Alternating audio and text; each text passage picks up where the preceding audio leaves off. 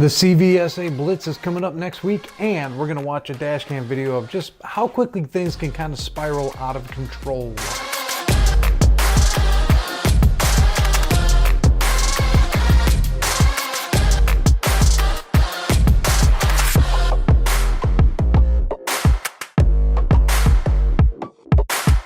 Welcome to Safety Update with Sam. I, of course, am Sam. You are not. We like it that way. But I am the safety supervisor for Meiborg Brothers and Silver Arrow Express. I'm sure many of you know that, but we do have new guys. We get new guys every week. So, well, maybe not every week. Well, kind of. But anyways, so if I haven't met you, which I'm sure I have, welcome, and I'm glad you're watching this. Again, I say this every week. I really appreciate you guys taking time out of your busy schedule to watch these, and I get all the feedback from you guys and all the ideas, and great, and it's great, and so because of that I keep doing it, because you guys say that you watch them, and I appreciate that, and so we'll continue to keep doing these safety updates.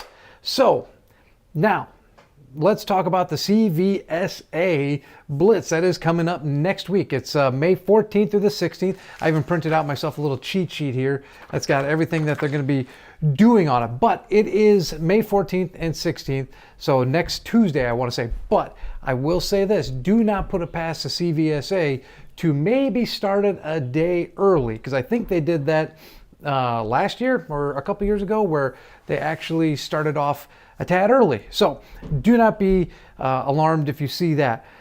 I know a lot of times, and you maybe have worked for a carrier that would actually stop operations for the week of the Blitz just because they did not want the extra scrutiny on their inspections. And to that I say that is not good, because what exactly are you trying to hide if you are avoiding the Blitz altogether? Now, I know that it can be kind of a pain in the neck and all that kind of stuff, but we are actually going to be doing the exact opposite. We are going to be leaning in to the Blitz, okay? And what I mean by that is we are not going to stop our operations, and in fact we're going to pass the inspections that we get. You agree? Cool. As you know, Silver Arrow, Meiborg, two separate DOT numbers, two separate MC numbers. Meiborg Brothers on all the 7 basic categories, and we'll continue to go over that. I went over that a couple weeks ago, or kind of the intro to it. We're going to continue on that after the Blitz week is over with. But there's 7 different categories in the basics, and Meiborg Brothers is under the threshold on all of them, meaning we're good. Like, there's no reason for DOT to come take a look at us. Meiborg Brothers is good, and the way they get good, or the way anybody gets good, I'm not sure if that's the correct grammar, but the way that happens is you pass inspections. You get inspections with no violations and things like that. Silver Arrow is over the threshold in one category, and that's hours of service. So we need to really kind of bring that down. So this is kind of aimed at you, Silver Arrow drivers, but Meiborg drivers, do not sleep on this either. We need to pass these inspections. We cannot keep getting hours of service violations. And you might be saying, well, what is that? It's pretty obvious, but it might be saying, what is that? It's going over the 14 hours. It's not taking the 30-minute rest break. It's using personal conveyance incorrectly, and then having DOT stop you and take a look at that.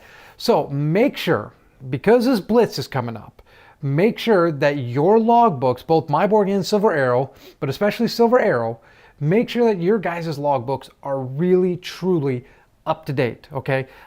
Make sure that there's no issues in the past. If you do have some questions about something, and there's something that maybe you made a mistake on, let's talk. We can maybe fix those so that it eliminates those mistakes. Now, if you truly drove over your 14 or drove over your 11 hours, shame on you. Don't do that.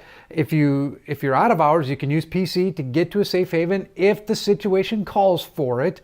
But I can't fix any of that. But if you were on duty when you should have been off duty and things like that, let's talk, okay? We can fix that stuff, because that's something that should not be on there. So, but during this Blitz, they're going to be looking specifically for 2 things. Now, one, we should not have a problem with, okay? Because the one thing that they're really going to concentrate on is controlled substance and alcohol possession. You guys should not have, you drivers should not have any sort of controlled substance or alcohol in your truck. Can we agree on that? So we should not have any issues with that, because they're going to be looking at driver behavior and things like that, and they're going to be maybe looking through. So we haven't had a problem, you know, both on Silver Arrow, Meiborg. There is a category for alcohol or controlled substance in the basics. We're all at zeros, okay? We haven't had a problem. Let's keep it that way. Cool. Now, the other one, and I'm going to read this for you guys so you have an understanding of it, because it can get a little, I don't know what the word is, a little technical maybe. And I'm going to put a link below this here, excuse me, so that you can see what I'm reading as well, so that you can make sure that you are good. But the other thing that they're going to be looking for is tractor protection and anti-bleed back systems. Okay, everyone knows what that is, of course. Allow me to read it here though. So it's a commercial motor vehicle's tractor protection system consists of a tractor protection valve, a trailer supply valve, and an anti-bleed back valve. Okay, all valves should be properly tested during a driver's trip inspection and an inspector's roadside inspection. Okay, and again, I'm going to put a link below here so that you guys can read this as well. During the inspection of a tractor protection system components, the inspector will ensure that the wheel chocks are still in place and have the driver release all brakes by pressing dash valves. Have the driver carefully remove the glad hands and allow air to escape. Ensure the air stops leaking from the supply line with at least 20 psi remaining. Listen and or feel for any leaking air or glad hand couplers on the trailer. Request a full service brake application by the driver, and listen and or feel for leaks from both airlines. So it's going to be kind of a technical thing they're looking for. Again, the link is below so you guys can read this for yourself. But hey, again, we're not going to shy away from the Blitz. We're going to lean directly into it. We have good equipment. You guys take good care of it. We should not have any problems. And here's the deal. They're telling you what they're going to be looking for. So if you know that you have a problem kind of like this, let us know immediately. Okay, we've got a whole network of shops that we can use. We can use our shop, or our shop has other ones that they use. So let us know. Let's get that fixed immediately here so that we don't have any issues with the CVSA road check, which again starts next Tuesday, but do not be surprised if it starts next Monday. Okay, they're sneaky like that. So anyways, again, I'm going to have this linked below so that you guys can read it as well and make sure that everything is good and that we don't have any issues when it comes to the Blitz that starts next week. So cool. All right, now let's take a look at some dash cam video that shows, just like I said, how quickly things can kind of spiral out of control.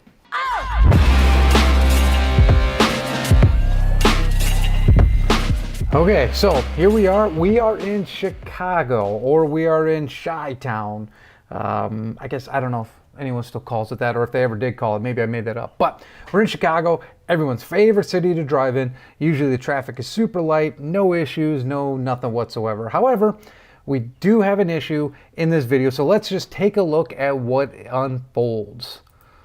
Driving along, we're in our lane, the van's trying to come over, and we end up running into the back of him.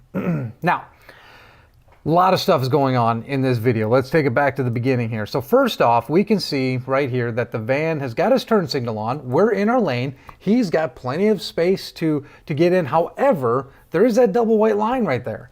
So I don't know if he just didn't plan well enough or whatever, but the van is actually not what starts this. If you look up ahead of the van, it's a Suburban or a Tahoe or something like that up there. Watch him up there and watch the straight truck that's in front of him. So you see the van is following him, and that Suburban or whatever it is crashes into that straight truck. And now all of a sudden the van in front of us has to make a really quick decision, and he decides to come over into our lane. And obviously he didn't have the clearance for that. And if you even keep watching as we go, there's another vehicle that almost runs into the side of us as we're going there. Now it's raining. That doesn't help. I can tell you that. But there's a whole chain reaction that happens here. First off, the Tahoe hits the thing, the van comes over, boom. I'll say this, kudos to the guy driving the van for strapping those ladders in, because they stayed in place. But this is just a reminder. Like I said, I like to show these dash cams here to remind you guys, just like I said, how quickly things can kind of escalate. You know, this wasn't even started by us. Our driver was just doing everything he was supposed to be doing, and things just kind of unraveled in front of him. Now, good job to him for, now he did hit the brakes. I can tell you that. I've seen the other data on this, but it wasn't enough. You know, the other van was right there, is coming in. And again, it just shows you how quickly things can unravel. So our guy's given plenty of room, but even when you give plenty of room, sometimes it's still not enough. So just make sure, the one thing that I've said before, and I'll say it again, when you see them hit their brakes, you can see every car in this video right now has their brakes on.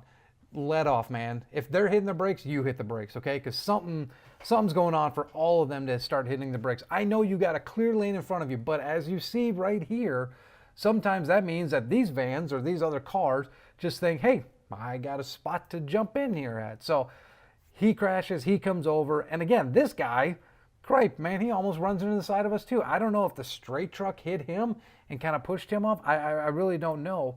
But again, just a chain reaction. We're just doing our thing, and a chain reaction happens in front of us, and it turned out to be okay. You know, our truck had minimal damage. The van in front of us had minimal damage. But again, this could have just turned out bad. So we're in the rain. Just be careful when you're doing that. But assuming everyone slams on their brakes, man, something is happening. And it's just a good idea for you just to hit your brakes as well, just to be safe. Like I've said before, if you hit your brakes and nothing happens, okay, so we slowed down a little bit. But if you don't hit your brakes, this could have been a lot worse. We could have really hit hard into these guys and really caused quite a chain reaction, more than what was already there. So, yeah, just again, you guys just got to be diligent out there and see that how quickly things unravel in front of you. And you just never know, especially the weather does not help. So you just got to be extra cautious in that rain. Everybody's mirrors are all kind of mucked up there. So just be careful out there, guys, okay? And especially in city traffic like this, these cars can get kind of nuts and things happen quickly, as you saw. So anyways, I'd love your feedback on this. See what you guys think. Tell me who's at fault, what happened, what would you do differently. You guys always send that in. I love it. I love getting that feedback. That's why we do this. I just want you guys to start thinking, in a situation like this, what would you do? Okay, how would you have handled it? So as always, my contact information is at the bottom. Feel free to reach out. You always do. I love it. And until next time, I'm telling you this all the time, and this video is just a great reminder for you always to drive safe.